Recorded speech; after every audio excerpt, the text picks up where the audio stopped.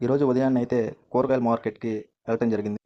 దొండకాయలు, దోసకాయలు, బజ్జి మిర్చి, చిక్కుడుకాయలు ఇవి కాదు మనమైతే ఈరోజు మార్కెట్‌కి బెండకాయలైతే తీసుకురావడం జరిగింది.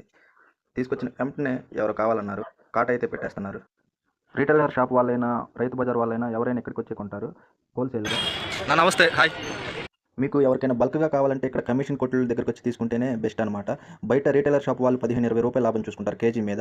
షాప్ రెంట్‌లు గాని, వర్కర్లు గాని. అదే రైతు బజార్ వాళ్ళైతే వాళ్ళకి రైతు బజార్‌లో బోర్డు ఉంటుంది. ఆ బోర్డు మీద ఒక 4, 5 రూపాయలు తప్ప ఎక్కువ లాభం అయితే ఆశించరనమాట. చింటూ బ్రో వచ్చాడు. హాయ్ చెప్పాను. ఇక ఎళ్లి గంప తెచ్చుకోవడానికైతే వెళ్తున్నాను. ఎవరైతే కొన్నారో వాళ్ళ దగ్గరికి. ఈ పని అయితే కంప్లీట్ అయిపోయింది. నిన్న వేసిన కూరగాయలకైతే వెళ్ళి డబ్బులు తీసుకోవాలి పట్టి. ఇది రిటైలర్ షాప్‌లో ఉన్న ధరల పట్టిక. సపోజ్ ఎగ్జాంపుల్ బెండకాయ చూస్తే రూ. 40, మనకొచ్చిందైతే రూ. 25 కేజీకి. వాళ్ళు రూ. 40 అయితే అమ్ముతున్నారు.